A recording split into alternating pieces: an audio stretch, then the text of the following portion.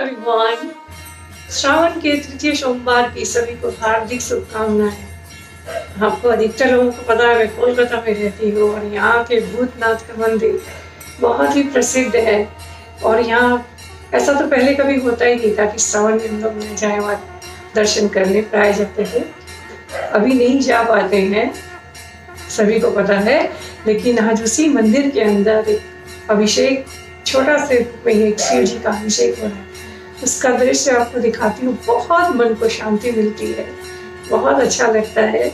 आप लोग भी देखिए। जय भोलेनाथ, जय